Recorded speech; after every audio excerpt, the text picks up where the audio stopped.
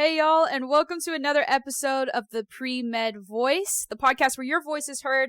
I'm your host, Peyton Smith, and today we have an awesome episode from Ashley Thompson. Now, you're definitely going to want to get a notebook out and take some notes on this because she accomplished something very few people can, and that's to get out of her undergrad schooling debt-free. So she's got some great advice for all of us. I hope you guys enjoy it, and without further ado, here is Ashley. Turn up, let's go.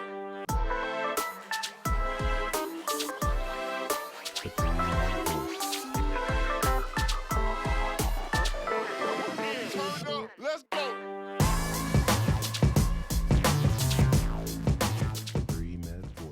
Hi, Premed Star. My name is Ashley Thompson, and I'm a new post-bac research fellow at the National Cancer Institute in the Division of Cancer Epidemiology and Genetics in Rockville, Maryland. I am more specifically performing research in the clinical genetics branch, and I plan to be here until July 2020 before hopefully attending medical school. I'm going to spend the next year and a half not only performing research, but also, taking my MCAT again, studying for that, preparing my medical school applications, hopefully getting interviews. So that's a little bit about where I am. I said I'm a new post-bac, which means I recently graduated with my bachelor's degree.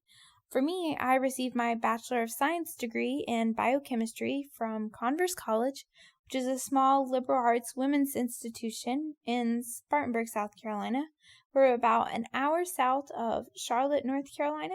I'm very thankful for my time spent there and the education I received and the people I met, all the experiences I had along the way. And what I want to talk to you guys about today is actually paying for your undergraduate degree.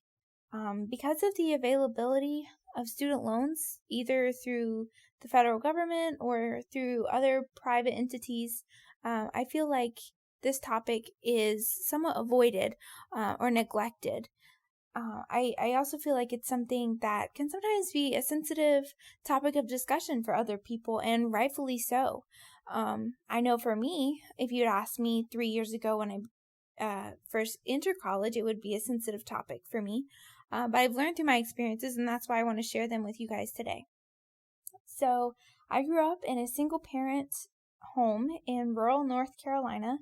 I didn't have a college savings fund, and the only savings that I did have were the savings from my summer jobs in high school. So that's all I had upon entering college. Besides a small amount of insurance money set aside from a car accident I was in during high school. So those two things combined paid for my first semester in college, almost my full first year in college. The second semester, my insurance money paid for, I paid for, and my grandparents helped me a little bit. And then all of a sudden, when I was getting towards the end of my second semester, I noticed I had no idea how I was going to pay for the rest of my undergraduate degree. So I actually sat down with my advisor and I made the plan to graduate in 3 years so I could pay, 3 years of tuition instead of 4. I made the plan to graduate in 3 years, and this was also doable because I had a lot of AP credits from high school. If you don't have a lot of, dual credit or AP credit, I don't know if graduating early is something I would encourage, just because I don't want you to be too stressed out taking so many credit hours. But regardless, I made the plan to graduate in 3 years, and I decided to become a commuter student and live off campus so that I could save my money and only pay Converse tuition, which cut my bill to Converse by $11,000. So I didn't have to pay for room and board anymore. Parking was free because we're such a small institution. And that summer I performed analytical chemistry research at another local institution, Furman University. And I received a stipend for performing that research. And so that stipend went directly into my savings account to pay for my second year of college. But actually, I should backtrack a little bit. In my first semester of college, I got a job as taking care of an elderly lady 2 nights a week with Alzheimer's. I stayed up all night with her to make sure that she was safe when she walked to the bathroom, which was multiple times a night, because she didn't have a lot of bladder control. So I stayed up all night, and then I would go to class the next morning. I did this 2 nights a week for about 3 months, and then her condition worsened, so she entered a memory care facility, and I was left without a job. So I found a job as a pharmacy technician for CVS Pharmacy. I wanted to be a medical scribe because I wanted to attend medical school in the future, but I couldn't find any jobs available in that field. So I became a pharmacy technician, and I'm thankful I did. I learned a lot about different types of medication, how they're prescribed, what different medications treat, how the insurance process works. I knew, prior to that job, I knew what insurance was, but I didn't know how claims were processed or how to, fix a rejected claim. I learned a lot about what goes on behind the scenes of a different kind of medical setting than, you're used to seeing at a doctor's office. So that's an experience I'm very thankful for until this day. So I started that right before Christmas, my freshman year of college, and I worked 25 hours a week because I needed to save up money for the rest of my undergraduate degree. And that's what takes me back to, after that, I decided to make the plan to graduate in 3 years, and then I performed research during my first summer as an undergrad.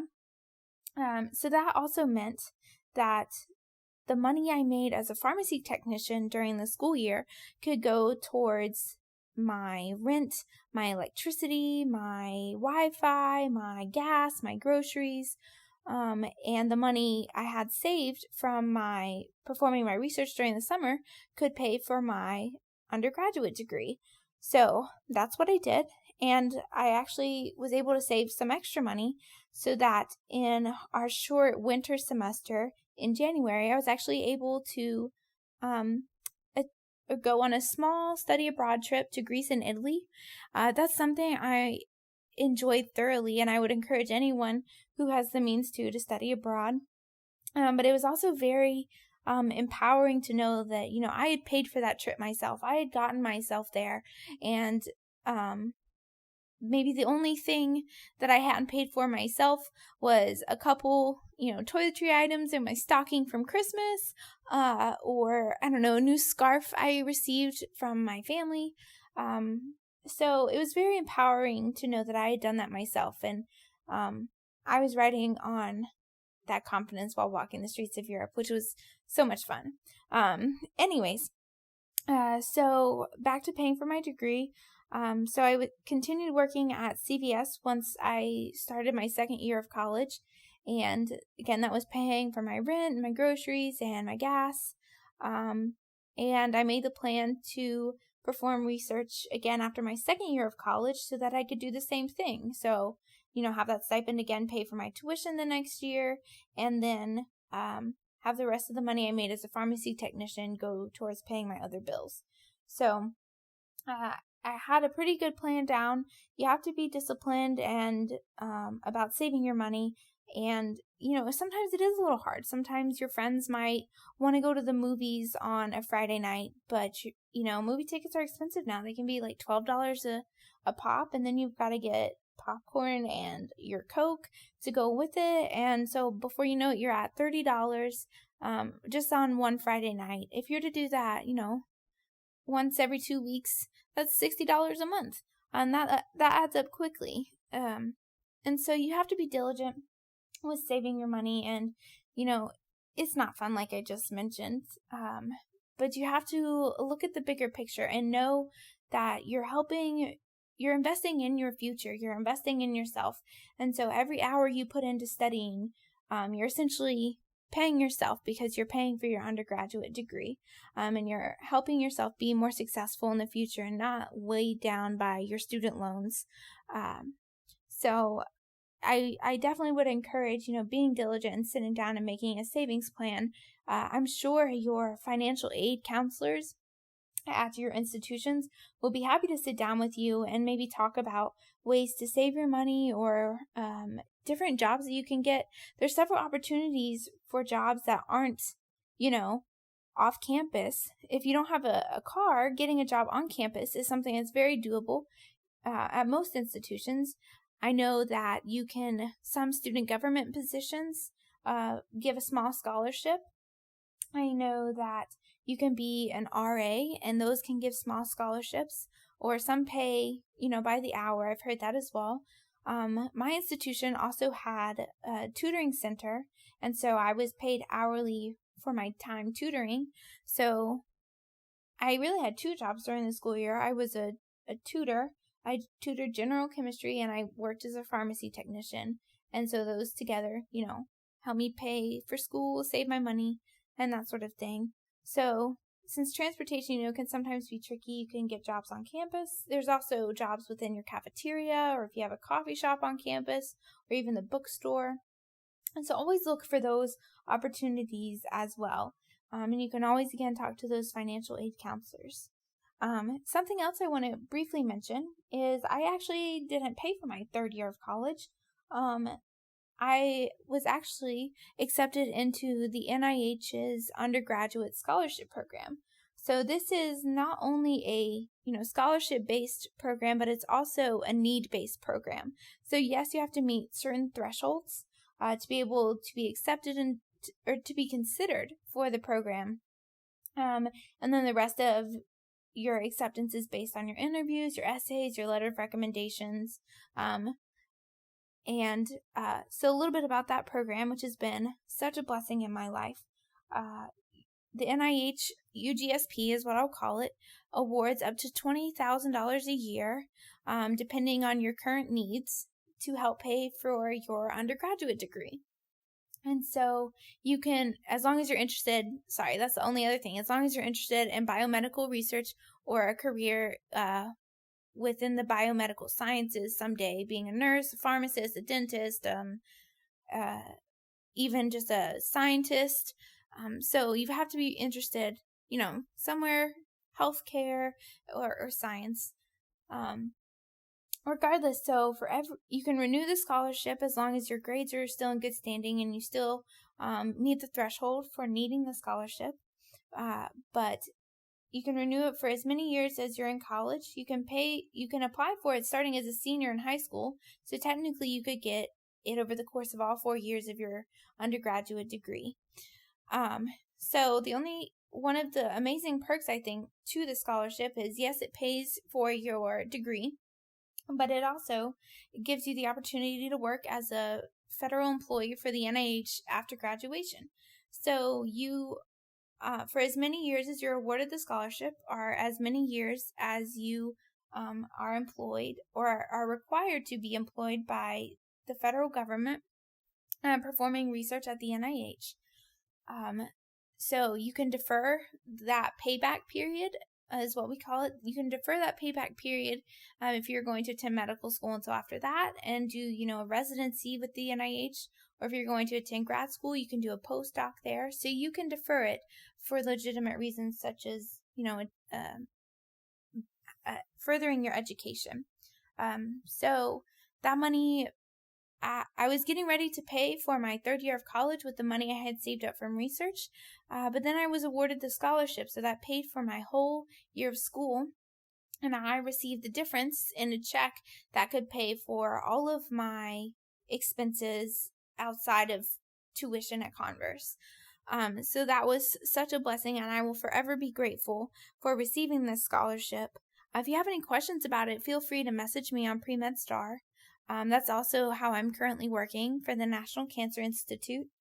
And so I was and I'm fortunate to be able to say this because I don't think a lot of people can say this now, but because of my hard work and my diligency with saving money, I was able to graduate from college debt-free. So that's very freeing to know, getting out of college. So Financing your undergraduate degree can be tricky and it can be scary, but just look at the bigger picture and remember to keep that in mind. If you have any questions, feel free to message me on Premed Star. I'd be happy to talk to you about it. Remember, you can listen to this podcast on Premed Star. You can get it in the iTunes Store or on Google Play. Thanks for listening to me today. Amazing stuff right there, Ashley. Thank you so much for sharing all that advice, and congratulations to you for getting through your undergrad debt-free. I think that's awesome. That's the goal for everyone, I feel like. So thank you so much for all of that. Everybody who's listening, I hope you guys enjoyed it as well. Now, I do have some announcements for this week. Tomorrow, September 6th, West Virginia School of Osteopathic Medicine's got that webinar, so make sure you guys are getting registered for that, and make sure you guys are tuning in tomorrow. There's going to be some awesome information. Of course, make sure you guys are getting on premedstar.com if you're not already on there. It's a great platform for all of us pre-med students to connect, so make sure you guys are jumping on there, premedstar.com.